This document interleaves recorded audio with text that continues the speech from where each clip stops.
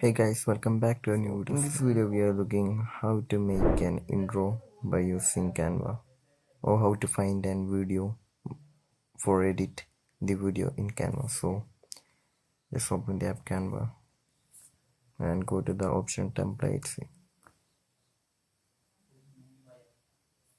and also just by scrolling right here there is an option videos. By tapping on that you can see different options right here for YouTube's, also Facebook videos, video messages, mobile videos, YouTube videos. For example, we can just look out how it is. Also, you can edit this by tapping welcome to my channel, and you can play.